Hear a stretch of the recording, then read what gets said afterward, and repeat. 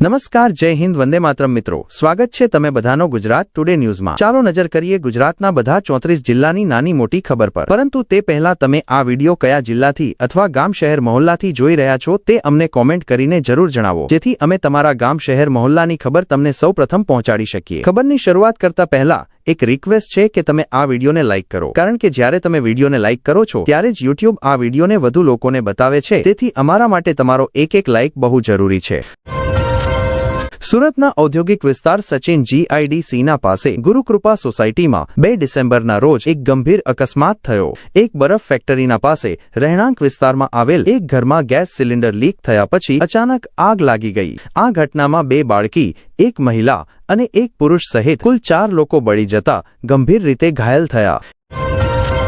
રાજ્યમાં હાલમાં ઉત્તર પૂર્વથી પૂર્વીય પવનોને કારણે ઊંચી ભેજનું સ્તર અનુભવાઈ રહ્યું છે, જેના પરિણામે લઘુત્તમ તાપમાનમાં 2 થી 4 ડિગ્રીનો વધારો અને 2 થી 4 ડિગ્રીનો ઘટાડો થઈ શકે છે। અમદાવાદમાં આવતા 7 દિવસોમાં લઘુત્તમ તાપમાન હજી પણ 17 ડિગ્રીની આસપાસ રહેવાની શક્યતા છે। સવારે અને મોડી રાતે ઠંડી વધવાની પણ શક્યતા છે। ગઈકાલે અમદાવાદનું વધુમાં વધુ તાપમાન 31.2 ડિગ્રી સેલ્સિયસ અને લઘુત્તમ તાપમાન 16.5 ડિગ્રી સેલ્સિયસ નોંધાયું હતું, જ્યારે વાતાવરણમાં ભેજનું સ્તર સવારે 68% અને સાંજે 46% નોંધાયું હતું। તેના સાથે જ રાજ્યમાં સૌથી ઠંડુ તાપમાન નલિયામાં 10 ડિગ્રી સેલ્સિયસ નોંધાયું।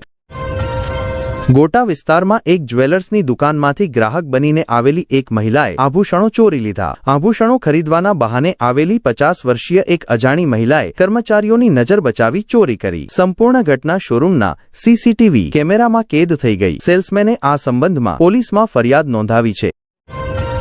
દેશ પર આતંકનો ખતરો હજી ટળ્યો નથી। ફરીદાબાદ મોડ્યુલ અને દિલ્હી બ્લાસ્ટ પછી રાજસ્થાનના રાજસમંદમાંથી એક પિકઅપ વાનમાંથી ભારે માત્રામાં વિસ્ફોટક મળી આવ્યું છે। આ વિસ્ફોટક એટલું ખતરનાક હતું કે 10 કિલોમીટરના વિસ્તારમાં વિનાશ ફેલાવી શક્યું હોત। પોલીસે વાનની તલાશી દરમિયાન તેને જપ્ત કર્યું છે અને મામલાની તપાસ ચાલુ છે। વડોદરા સ્થિત પારુલ યુનિવર્સિટીમાં આજનો દિવસ એક ઐતિહાસિક ક્ષણ બનવા જઈ રહ્યો છે। ભારતીય ક્રિકેટના કેપ્ટન કુલ કહેવાતા મહેન્દ્રસિંહ ધોની પોતાની હાજરીથી કેમ્પસમાં એક જાદુઈ વાતાવરણ ઊભું કરશે। આજે MS ધોની વડોદરા એરપોર્ટ પર પહોંચ્યા અને તેમને જોવા માટે મોટી સંખ્યામાં પ્રશંસકો ઉમટી પડ્યા।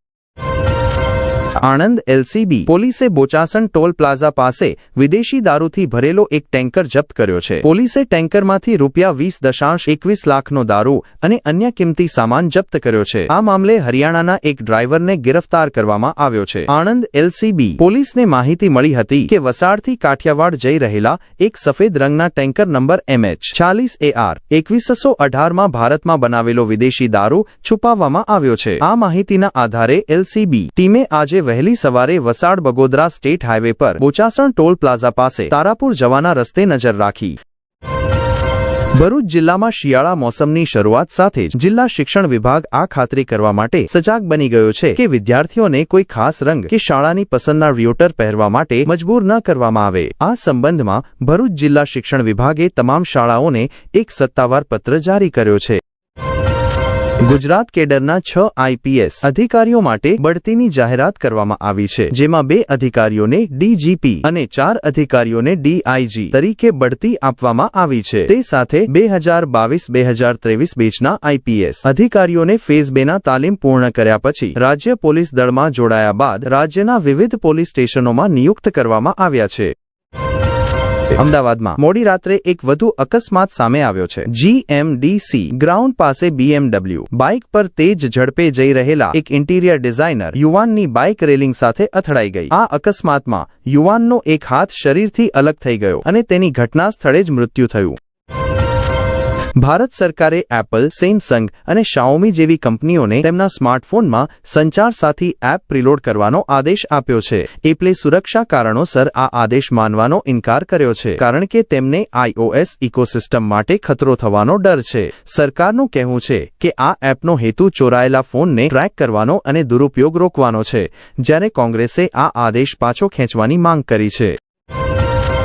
ભાવનગરના એક ડોક્ટર સાથે 9.17 લાખ રૂપિયાની છેતરપિંડીનો મામલો સામે આવ્યો છે। ડોક્ટરે પોતાની નવી કાર આણંદ નિવાસી ધવલ ભરવાડને ભાડે આપી હતી, જેને આરોપીઓએ ગીરવે રાખી દીધી હતી। ડોક્ટરે આ મામલે પોલીસમાં ફરિયાદ નોંધાવી છે અને પોલીસ આગળની તપાસમાં લાગી ગઈ છે।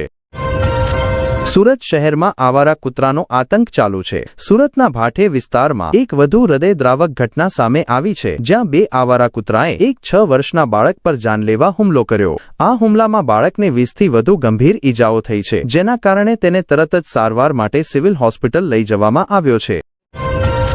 પાકિસ્તાને શ્રીલંકામાં પૂર પીડિતો માટે રાહત સામગ્રી મોકલી, જેના એક્સપાયર્ડ હોવાનો દાવો કરવામાં આવ્યો। સોશિયલ મીડિયા પર પાકિસ્તાન હાઈ કમિશન દ્વારા શેર કરેલી તસવીરોમાં ઓક્ટોબર 2024ની એક્સપાયરી તારીખ જોઈને યુઝર્સે પાકિસ્તાનનો ખૂબ મજાક ઉડાવ્યો। સોશિયલ મીડિયા પર કટાક્ષ થયા પછી પાકિસ્તાન હાઈ કમિશને આ પોસ્ટ ડિલીટ કરી દીધી। અમદાવાદમાં ભારત અને દક્ષિણ આફ્રિકા વચ્ચે રમાઈ રહેલા વનડે મેચ પર સટ્ટો લગાવી રહેલા 2 સટોડિયાઓને ક્રાઇમ બ્રાન્ચની ટીમે ઝડપી લીધા છે। આ સટોડિયા નરોડા કૃષ્ણનગર પાર્શ્વનાથ કેનાલના પાસે બંધ દુકાનની સામે ખુલ્લેઆમ ઓનલાઈન સટ્ટો લગાવી રહ્યા હતા। આ યુવકોના મોબાઈલની તપાસ કરવામાં આવી તો તેમાં 1.50 કરોડનું બેલેન્સ અને લેવડ દેવડની માહિતી મળી। આ સટોડિયાઓ પાસેમાંથી ગ્રાહકોની યાદી અને વિગત પણ મળી। તેમણે સટ્ટાબાજી માટે એક એપ્લિકેશન બનાવ્યાની વાત સ્વીકારી। મહેસાણા જિલ્લાના વિજાપુર તાલુકાના અબાસણા ગામમાંથી એક નાબાલિગ છોકરીનું અપહરણ કરી તેના સાથે બળાત્કાર કરવાના ગંભીર કેસમાં મહેસાણા સત્ર ન્યાયાલયે ઐતિહાસિક ચુકાદો આપ્યો છે। આ કેસમાં વિસનગરના સાકલા ગામના આરોપી આકાશ નાગરજી ઠાકોરને 20 વર્ષની કઠોર કેદ અને 20,000 રૂપિયાના દંડની સજા ફટકારી છે। સુરતના પુણા વિસ્તારમાં એક હોસ્પિટલમાં જડવા બાળકોને જન્મ આપ્યા પછી પ્રસૂતાની તબિયત બગડી ગઈ અને તેનું મોત થયું। પ્રસૂતાના મૃત્યુથી પરિવારમાં હાહાકાર મચી ગયો છે। પરિવારનો આક્ષેપ છે કે મહિલા ડોક્ટરની બેદરકારીને કારણે આ ઘટના બની। તે સાથે જ પરિવારે હંગામો કરી લાશ લેવા ઇનકાર કર્યો છે। સાથે જ જવાબદાર ડોક્ટર સામે કેસ દાખલ કરવાની માંગ કરી છે। દાહોદમાં વિશ્વ એઇડ્સ દિવસના અવસર પર આજે દુધિયા માધ્યમિક વિદ્યાલયમાં HIV એઇડ્સ વિશે એક વિશેષ જાગૃતિ કાર્યક્રમનું આયોજન કરવામાં આવ્યું। આ કાર્યક્રમમાં ધોરણ 9 થી 12 સુધીના 300થી વધુ વિદ્યાર્થીઓને HIV એઇડ્સ સંબંધિત વિગતવાર માહિતી આપવામાં આવી। ગાંધીનગર જિલ્લા બાર એસોસિએશનના પદાધિકારીઓની ચૂંટણીની જાહેરાત થતાં ચૂંટણી પ્રક્રિયા તેજ બની ગઈ છે। આગામી વર્ષ 2026 માટે અધ્યક્ષ, ઉપાધ્યક્ષ, સચિવ, સંયુક્ત સચિવ અને ખજાનચી પદો માટે ફોર્મ મેળવવાની છેલ્લી તારીખ કાલે 3 ડિસેમ્બર છે। નોંધનીય છે કે મતદાન અને મતગણતરી 19 ડિસેમ્બરે થશે। ત્યારબાદ નવા પદાધિકારીઓના નામોની સત્તાવાર જાહેરાત કરવામાં આવશે। વલસાડ જિલ્લામાં એક ગંભીર મામલો સામે આવ્યો છે, જ્યાં એક ક્રેડિટ સોસાયટીએ હજારો રોકાણકારોના કરોડો રૂપિયા હડપી લીધા છે। Shri સારનેશ્વર credit co-operative society limited નામની આ સંસ્થા અચાનક બંધ થઈ જતા પ્રભાવિત એજન્ટોએ વલસાડ જિલ્લા કલેક્ટર કચેરીમાં ફરિયાદ નોંધાવી છે।